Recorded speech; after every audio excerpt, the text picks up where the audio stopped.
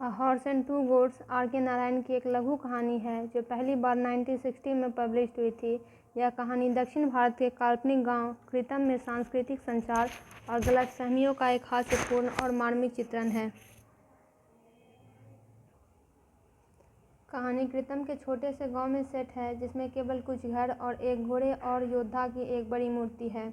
इसके मुख्य पात्र की बात करें तो पहला है मुनि, एक गरीब बकरी चराने वाला जो अपने दिन अपनी 2 बकरियों की देखभाल में बिताता है।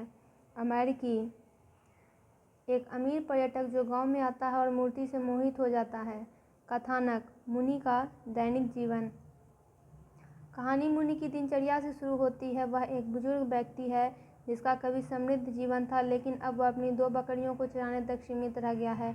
वह अक्सर घोड़े और योद्धा की मूर्ति के पास बैठता है जबकि उसकी बकरियां चरती हैं। अमेरिकी से मुठभेड़। एक दिन एक अमेरिकी पर्यटक मूर्ति के पास रुकता है।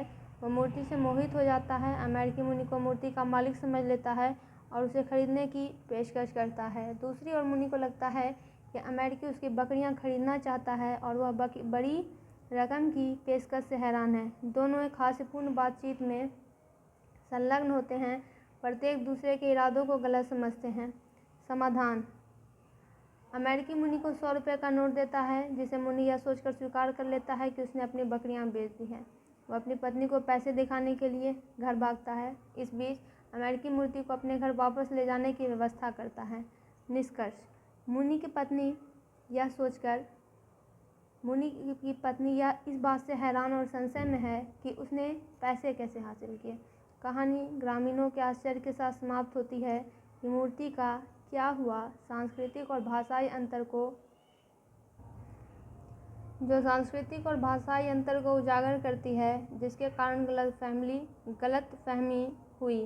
A horse and two goats एक मनोरंजक कहानी है जो आर.के. नारायण की बुद्धि और मानवीय स्वभाव तथा सांस्कृतिक विरोधाभासों के बारे में उनकी अंतर्दृष्टि को दर्शाती है।